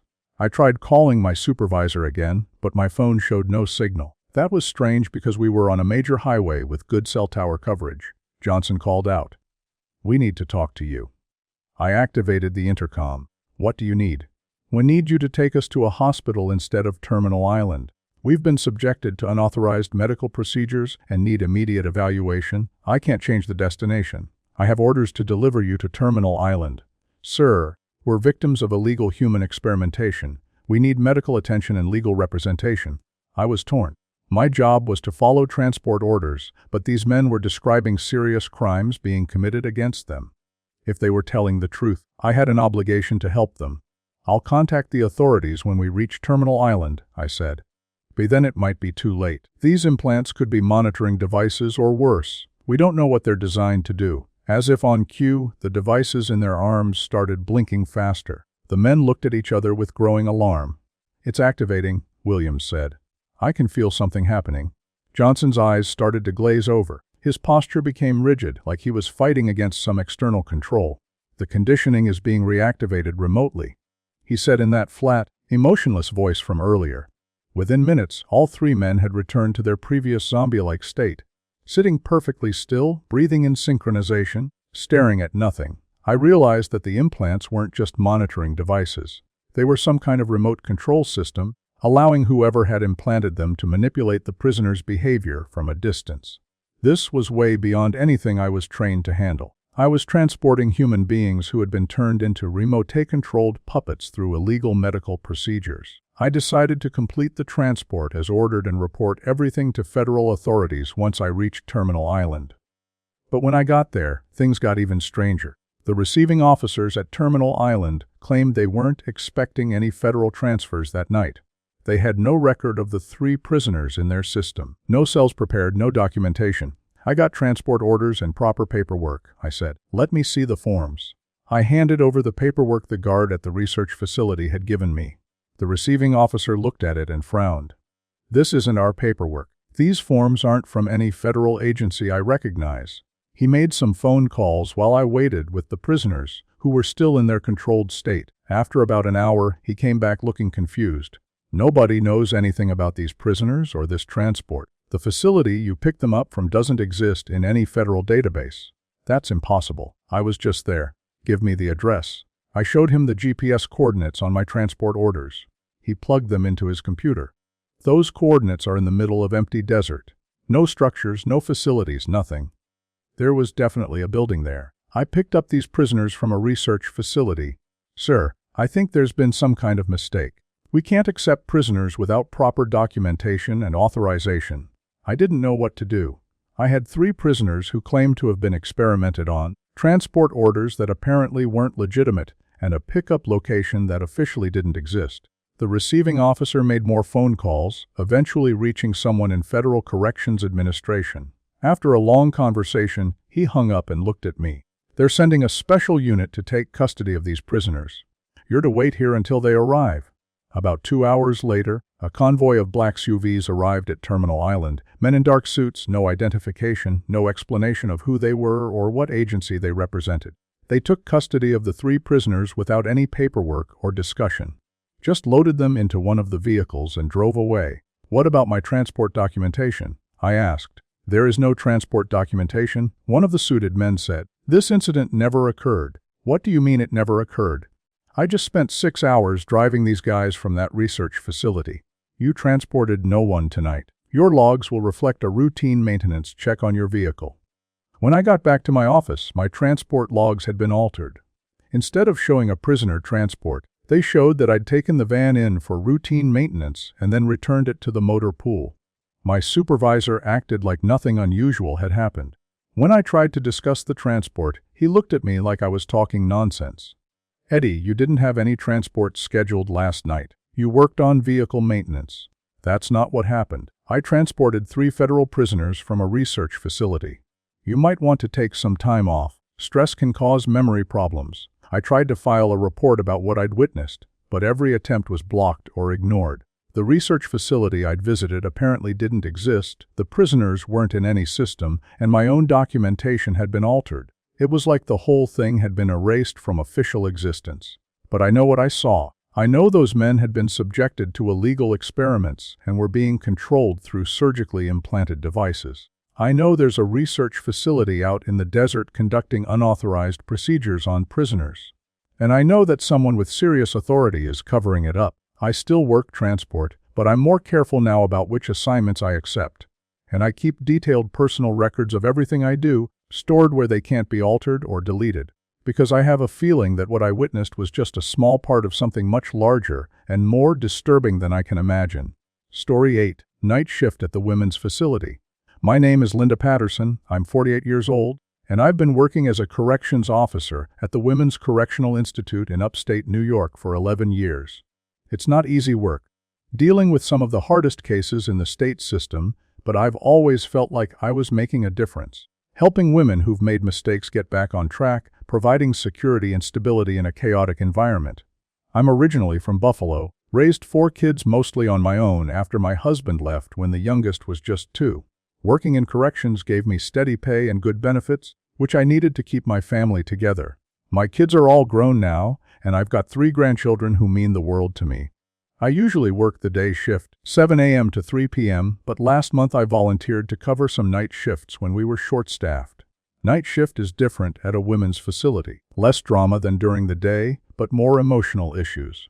Women tend to get depressed and anxious at night, especially the ones with kids on the outside. The incident I'm going to tell you about happened during my 3rd week on night shift. I was getting used to the routine, doing bed checks every hour, monitoring the common areas, responding to the occasional medical emergency or disciplinary issue. Around 2 a.m., I was doing rounds in cell block B when I noticed something unusual. Cell 14, which housed an inmate named Patricia Morrison, had its light on.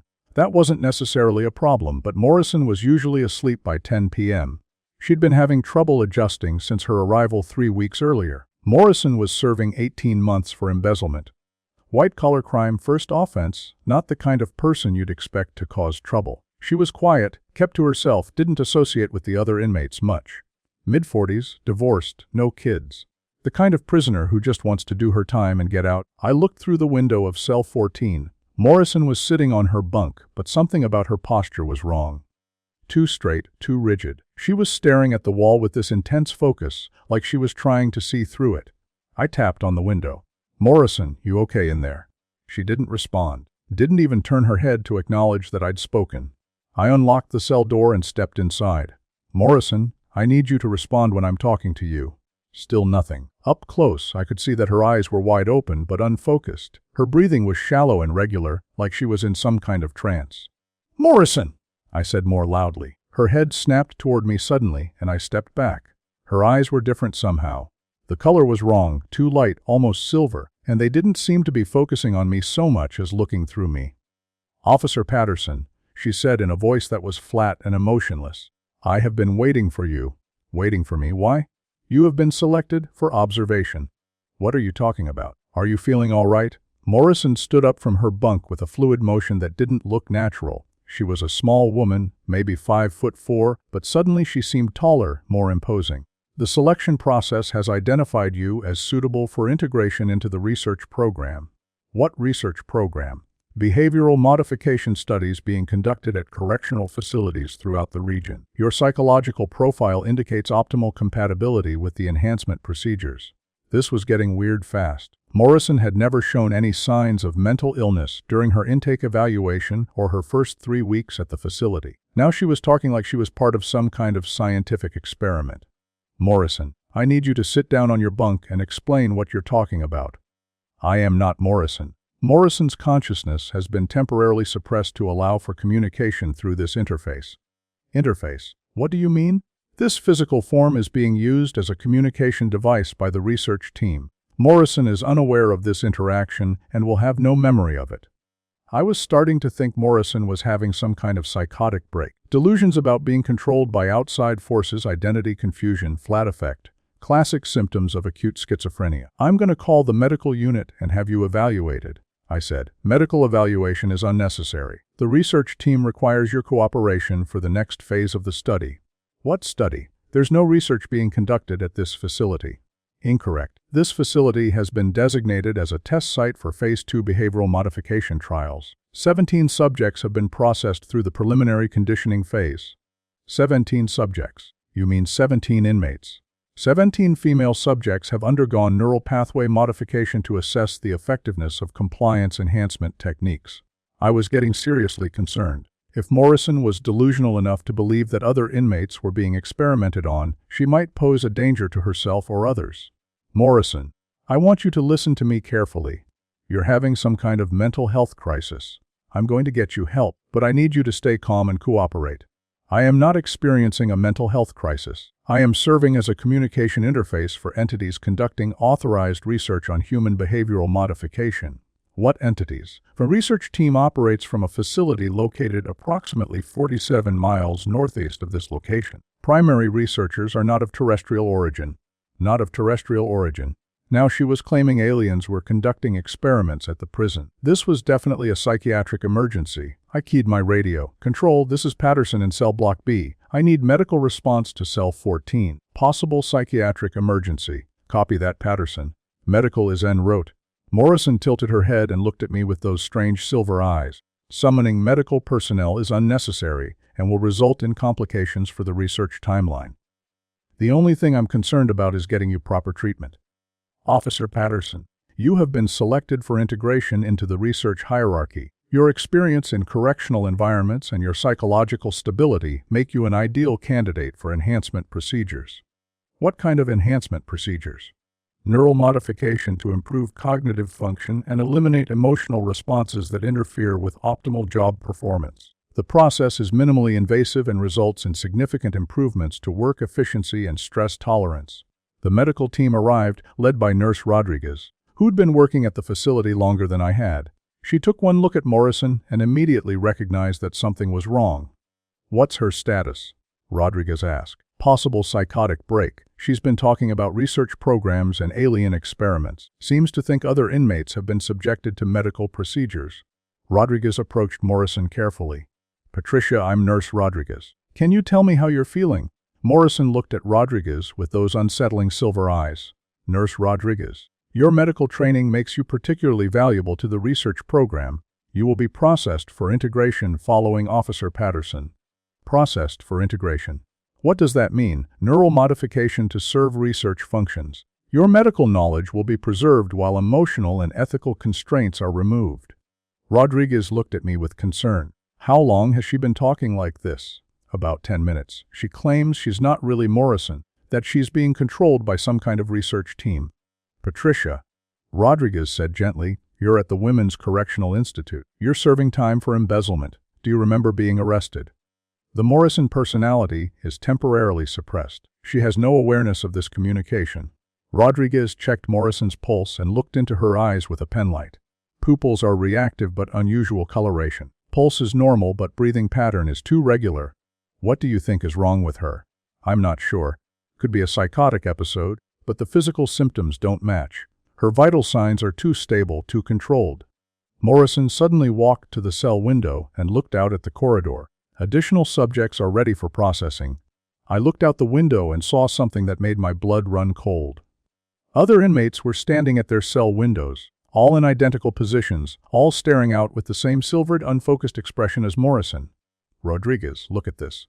Rodriguez joined me at the window. Down the corridor, we could see at least a dozen inmates standing at their windows in perfect synchronization. Same posture, same expression, same eerie stillness. What the hell is going on? Rodriguez whispered. The Phase 2 subjects are prepared for transport to the research facility, Morrison said behind us. Transport. What transport? Subjects who have completed preliminary conditioning will be transferred for advanced procedures. Transport arrives in approximately 37 minutes. I grabbed my radio. Control, this is Patterson. I need a supervisor in cell block B immediately. What kind of situation? Multiple inmates exhibiting unusual behavior. Possible medical emergency affecting the entire block. Copy that. Supervisor is en route. Rodriguez was checking on the other inmates through their windows. They're all in the same state, standing perfectly still, not responding to verbal commands. How is that possible? What could cause identical symptoms in multiple people simultaneously? I don't know. Mass hysteria maybe, but that usually involves more agitation and emotional responses. These women look like they're in some kind of trance. Morrison walked over to us. Officer Patterson, Nurse Rodriguez, you will accompany the subjects to the research facility for processing. We're not going anywhere, I said firmly. Compliance is not optional. You have been selected based on specific criteria, and the research schedule requires your participation. Patricia, listen to me, Rodriguez said. You're sick. You're having hallucinations and delusions. We want to help you, but you need to cooperate with treatment. I am not Patricia Morrison. I am a communication interface operated by the research team. Patricia Morrison's consciousness will be restored once communication is complete. The supervisor arrived, Lieutenant Williams, a 20-year veteran who'd seen everything the prison system had to offer. He took one look at the situation and immediately called for additional backup. How many inmates are affected? He asked. At least 12 that we can see, I reported, all exhibiting identical symptoms and behavior patterns. Williams walked down the corridor, checking each cell. The affected inmates all turned to watch him pass, moving their heads in perfect synchronization like they were tracking a target. This is unprecedented, Williams said. I've never seen anything like it. Sir, Rodriguez said, they're all claiming to be part of some kind of research program, talking about being transported to a facility for medical procedures. What kind of medical procedures? Morrison answered before we could respond. Neural pathway modification to enhance compliance and eliminate antisocial behaviors. The procedures are designed to improve rehabilitation outcomes and reduce recidivism rates. Williams stared at Morrison. Who authorized these procedures? Authorization comes from agencies operating above the state correctional system. The research program has been approved at the federal level. I haven't received any notification about federal research programs at this facility. Notification is not required for personnel below the appropriate clearance level. Williams tried to contact the warden, but his radio produced only static. He tried his cell phone with the same result. Communications are being managed to prevent interference with the research schedule, Morrison explained. That's when we heard the sound. A low humming noise coming from outside the building, getting gradually louder. Williams went to the window and looked out at the parking lot. There's a vehicle out there. Some kind of large truck with no markings. The humming got louder, and I started to feel this weird tingling sensation, like static electricity before a thunderstorm. The fluorescent lights in the corridor began flickering. The transport has arrived, Morrison announced. The affected inmates began moving in their cells, all at the same time. They gathered their few personal belongings and stood by their doors waiting. Nobody's opening those cells, Williams said firmly. The cells will open automatically when the transport team is ready to receive the subjects. As if on cue, the electronic locks on all the affected cells disengaged with a series of clicks. The doors swung open and the inmates filed out into the corridor. They moved in perfect formation, like soldiers in a parade. No talking, no individual behavior, just coordinated movement toward the exit. Stop right there, Williams shouted. Return to your cells immediately. The inmates ignored him completely. They walked past us like we weren't there, heading for the main exit of the cell block. Williams tried to physically block their path, but the inmates simply walked around him without acknowledging his presence. When he grabbed one of them by the arm, she looked at him with those silver eyes and spoke in the same flat voice as Morrison. Interference with subject transport is not permitted. Williams let go and stepped back. This is impossible. How are they all acting in perfect coordination? Behavioral synchronization is achieved through neural network integration, Morrison replied. All subjects are connected to the research control system. The inmates reached the exit door, which opened automatically despite being secured with electronic locks. They filed outside toward the unmarked truck in the parking lot. Williams, Rodriguez, and I followed them outside. The truck was unlike any vehicle I'd ever seen. It was large, maybe 40 feet long, with smooth metallic sides and no visible seams or openings. The humming sound was coming from this vehicle. As we watched, a section of the truck side simply dissolved, creating an opening. The inmates walked inside in single file. The interior was brightly lit with white light that didn't seem to come from any particular source. We need to stop this, Williams said. We can't let them take our inmates. But when we tried to approach the truck, we found we couldn't move. Not paralyzed exactly, but our muscles wouldn't respond to our commands. We could only stand there and watch. Morrison was the last inmate to board the truck. Before entering, she turned to look at us. Officer Patterson, Nurse Rodriguez, you will be processed during the next transport cycle. Your integration into the research program will commence within 72 hours. The opening in the truck sealed itself, and the vehicle rose silently into the air. It hovered about 50 feet above the parking lot for a moment, then accelerated rapidly and disappeared into the night sky. The moment it was gone, we could move again. Williams immediately called for a full facility lockdown and emergency response. But when the response teams arrived, there was no evidence that anything unusual had happened. The affected cells showed no signs of recent occupancy. Security cameras had recorded nothing but static during the time period when the inmates had been taken. Most disturbing of all, there were no records of the missing inmates ever being housed at our facility. Their files had been completely purged from the system, like they had never existed. The official explanation was that we had experienced a shared stress-induced hallucination brought on by overwork and the pressures of night shift duty. We were all required to undergo psychological evaluation and were temporarily reassigned to day shift duties. But I know what I saw. 12 women were taken from our facility by entities that weren't human for purposes I can't fully understand. And according to Morrison, Rodriguez and I are scheduled for processing during the next transport cycle. I've been thinking about retiring early, maybe moving somewhere far away from here. But I have a feeling that distance won't matter. If they want us, they'll find us wherever we go. The only question is whether we'll remember what happened to us, or if we'll become like those inmates, controlled and compliant, with no awareness of what we've lost. Story 9. The Federal Holding Facility. I'm Detective Ray Kowalski, Chicago PD, been on the force for 22 years. Seen pretty much everything this city has to offer in terms of human depravity and criminal behavior. I'm 51 years old, divorced twice, got a daughter in college who barely speaks to me. The job's been my life, for better or worse. I work homicide, Area 5, mostly dealing with gang violence and domestic murders. Not glamorous work, but somebody's got to speak for the dead. I've got a decent clearance rate, good relationship with the prosecutors, and I know how to work within the system to get results. What I'm about to tell you happened 3 months ago, and it's been eating at me ever since. I've debated reporting it through official channels, but honestly, I'm not sure who I can trust with this information. It started with a routine arrest. We'd been tracking a suspect in a series of armed robberies on the South Side. Guy named Marcus Washington, 28 years old, multiple priors for violent crime. We finally got a break when he tried to rob a convenience store and the owner got a good look at him. We picked up Washington at his girlfriend's apartment on a Wednesday morning. Standard arrest, read him his rights, transported him to the district for booking and interrogation. Nothing unusual about the procedure. Washington was looking at serious time. 3 strikes, pattern of escalating violence, no real defense for the charges. During the interview, he was cocky at first, demanding a lawyer, claiming we had the wrong guy. Typical street criminal behavior. But after about an hour in the interview room, something changed.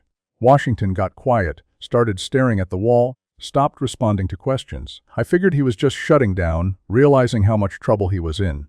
Washington, you want to tell me about the robbery on Ashland Avenue? I asked. No response. He was sitting perfectly still, hands folded on the table, looking at something I couldn't see. Marcus, I'm trying to help you here. Cooperation could make a difference in your sentencing. Still nothing. I'd seen suspects go catatonic before, usually when the reality of their situation hit them. I decided to let him sit for a while, see if he'd come around. I left the interview room and went to get coffee. When I came back 20 minutes later, Washington was gone. The door was still locked. The observation window showed an empty room. But somehow, a man in shackles had vanished from a secure interview room in the middle of a busy police station. I called for the desk sergeant. Where's my suspect? What suspect? Marcus Washington. I had him in interview room 3. The sergeant checked his log. Ray, you didn't bring anyone in today. Your log shows you've been doing paperwork all morning. That's impossible. I arrested Washington at 0800 hours. We've been interrogating him for 2 hours. Let me check the booking records. The sergeant pulled up the computer system. No record of Marcus Washington being arrested, booked, or processed. No record of me requesting a transport or conducting an interview. Ray, are you feeling okay? You might want to take the rest of the day off. I went back to interview room 3. It was empty, no sign that anyone had been there. But I knew I'd spent 2 hours talking to Marcus Washington. I had clear memories of the arrest, the transport, the interrogation. I tried to access the case file on the armed robberies. The file was gone. No record of the crimes, no evidence, no witness statements. Like the whole investigation had been erased. I called my partner, Detective Martinez, who'd been working the case with me. Martinez, what happened to the Washington case? What Washington case? The armed robbery series on the South Side. Marcus Washington, multiple suspects. We've been working it for 3 weeks. Ray, I don't know what you're talking about. We haven't had any armed robbery series lately. I hung up and tried to think. Either I was having some kind of mental breakdown or something very strange was happening. That night, I went home and tried to make sense of what had occurred. I'd been a detective for 15 years, had a reputation for attention to detail and accurate record keeping. I didn't make mistakes like this. Around midnight, my phone rang. Unknown number? Detective Kowalski? Yeah, who's this? This is Marcus Washington. I sat up in bed. Washington, where are you? How did you get this number? I need to meet with you. There's something you need to know about what happened today. What happened is you escaped from police custody. You need to turn yourself in. I didn't escape, detective. I was taken? Taken by who? Meet me at the Denny's on Western Avenue in 1 hour. Come alone. The line went dead. I should have called for backup, should have reported the contact immediately. But I was too curious about how Washington had disappeared from a locked room. I drove to the Denny's and found Washington sitting in a back booth. He looked different somehow, calmer, more focused. The cocky street attitude was gone. Washington, you're under arrest. Sit down, detective. You need to hear this. Against my better judgment, I sat down across from him. You've got 5 minutes before I call this in. What do you remember about today?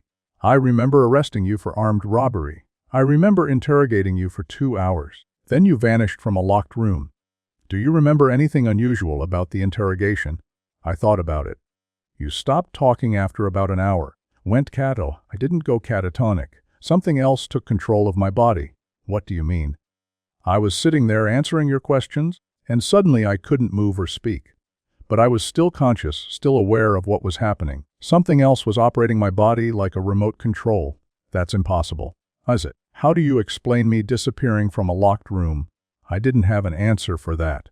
Detective, I'm going to tell you something that's going to sound crazy. But I need you to listen, because your life might depend on it. Washington leaned forward and lowered his voice. There are people, or things that look like people, who can take control of human beings. They use our bodies like vehicles, operate us remotely for their own purposes. You're talking about possession, like demons, something else. Something that's been infiltrating the criminal justice system, using prisoners and suspects for experiments. What kind of experiments?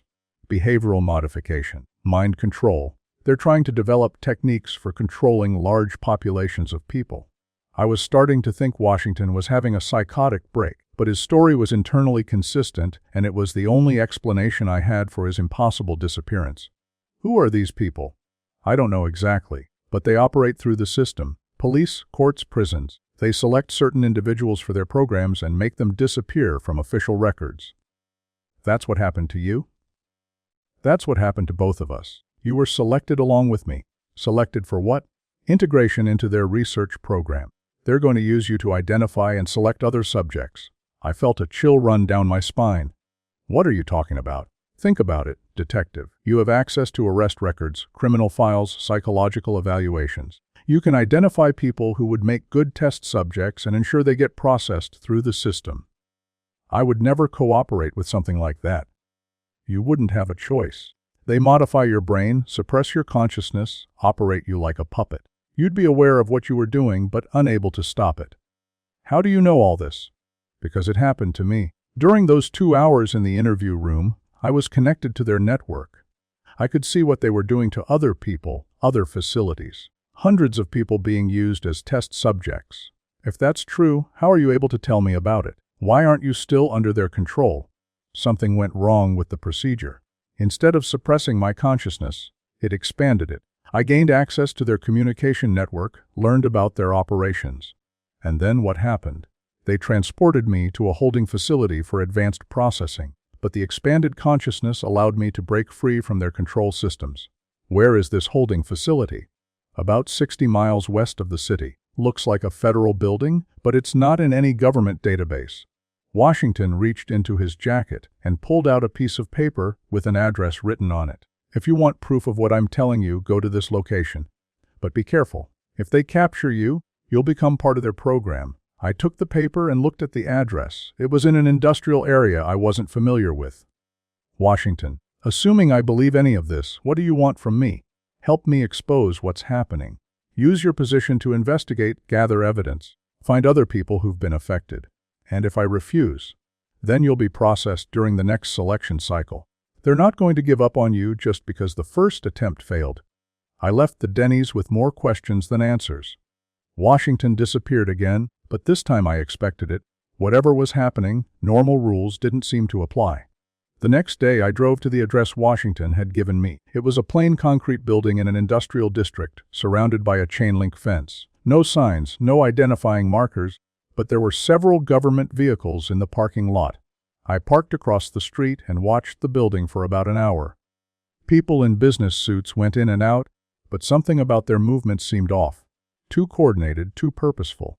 I tried to run the license plates on the government vehicles, but they came back as classified or non-existent. That evening, I started researching missing persons reports, looking for patterns that might indicate systematic disappearances. What I found was disturbing. Over the past 2 years, dozens of people had vanished from police custody, court hearings, and prison transports.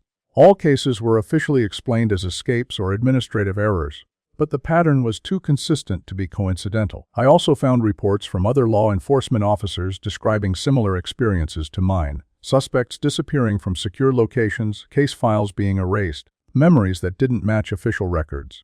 Most of these officers had been reassigned, retired, or placed on psychological leave after reporting their experiences. I realized I was part of something much larger than a single incident.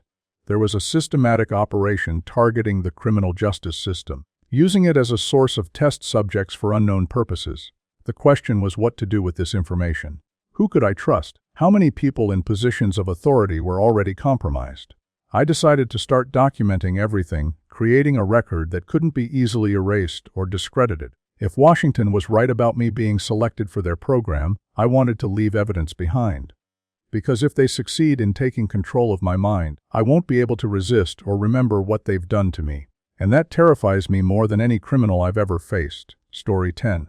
The Long Night in Solitary. The name's Frank Morrison, and I've been locked up for most of my adult life. I'm 46 years old now, been in and out of the system since I was 18. Mostly drug charges, some theft, nothing too serious but enough to keep me rotating through different facilities across 3 states.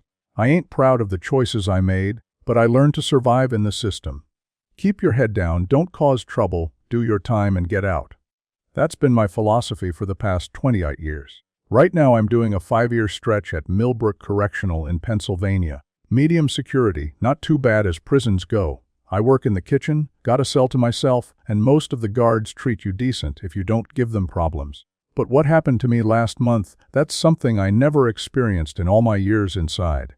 Something that still wakes me up at night, sweating and shaking. It started when I got into a disagreement with another inmate over something stupid. Guy named Rodriguez thought I was stealing from his commissary account. Wasn't true, but Rodriguez had a temper and a reputation for violence, so when he confronted me I had to defend myself. We ended up fighting in the rec yard. Nothing serious, just some pushing and a few punches before the guards broke it up. But fighting's against the rules, so we both got written up and sent to solitary confinement for 15 days. Solitary at Millbrook is what they call the SHU, Special Housing Unit. 23 hours a day in a concrete cell, no TV, no radio, no contact with other inmates. 1 hour of exercise in a small yard by yourself, meals delivered through a slot in the door. I'd done solitary before at other facilities, so I knew what to expect. Boring as hell, but manageable if you keep your mind occupied. I had some books, could write letters, do push-ups and sit-ups to stay in shape. The cell they put me in was number 12, down at the end of the corridor. Concrete walls, steel door with a small window, metal toilet and sink, thin mattress on a concrete slab. Standard solitary setup. First few days went normal. Guards brought meals 3 times a day, let me out for exercise, no problems. The other inmates in solitary were quiet, which was unusual. Usually there's yelling, banging on doors, general noise from guys going stir crazy. But the SHU was silent except for the guards walking their rounds. On the 4th night, around 2 a.m., I woke up to this weird humming sound. Low frequency, like electrical equipment running somewhere in the building. I'd never heard it before, and I'd been in this facility for 8 months. I got up and looked out the window of my cell door. The corridor was dimly lit by emergency lighting, but I could see other cell doors down the hallway. All quiet, no movement. The humming got louder, and I started to feel this tingling sensation all over my body, like static electricity, but stronger. The hair on my arms was standing up, then the lights went out completely. Not just dimmed, but totally dark. Emergency lighting, corridor lights, everything. I'd never seen a complete power failure in a prison before. There's always backup systems, generators, something. I sat on my bunk and waited for the lights to come back on. But instead of lights, I heard footsteps in the corridor. Multiple people walking in perfect synchronization, like soldiers marching. The footsteps stopped outside my cell. I heard the electronic lock disengage and my door swung open. "Morrison, Frank, you will come with us." The voice was human, but something about it was wrong. Too precise, like someone reading from a script. I looked out into the corridor. There were 3 figures standing there, wearing what looked like guard uniforms. But in the darkness I couldn't make out their faces clearly. "Where are we going?" I asked. "Medical evaluation. Standard procedure for solitary confinement." That didn't sound right. I'd been in solitary dozens of times and never had any medical evaluation. But I wasn't in a position to argue with the guards. I stepped out of my cell and into the corridor. The 3 figures started walking, and I followed them. Their movements were too smooth, too coordinated. Like they were gliding instead of walking. We walked past the other solitary cells. Through the windows, I could see that they were all empty. Every single one. That was impossible, because I knew there were at least 8 other inmates in the SXU when I arrived. "Where is everybody else?" I asked. "Other subjects have been processed." Subjects. Not inmates, not prisoners. Subjects. We reached the end of the corridor and went through a door I'd never seen before. It led to a staircase going down, which was strange because I thought the SQ was on the ground floor. The staircase was long, maybe 3 or 4 flights, ending at another door marked Medical Research Division. I'd never heard of any medical research at Millbrook. The door opened into a corridor that looked nothing like the rest of the prison. Clean white walls, bright fluorescent lighting, no windows. It looked more like a hospital or laboratory. "This way," one of the figures said. We walked down the corridor past several doors with small windows. I looked through one and saw what appeared to be an examination room. Metal table with restraints, medical equipment I didn't recognize, monitors displaying data I couldn't understand. Through another window, I saw a room full of people lying on tables with wires attached to their heads. They were perfectly still, like they were unconscious or dead. "What is this place?" I asked. "Research Facility for Behavioral Modification Studies. You have been selected as a test subject based on your psychological profile and criminal history." I didn't volunteer for any research.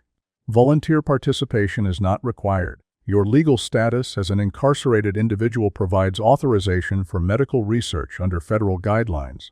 That didn't sound legal to me, but I wasn't a lawyer, and I was starting to realize that these weren't really prison guards. We stopped at a door marked Preparation Room.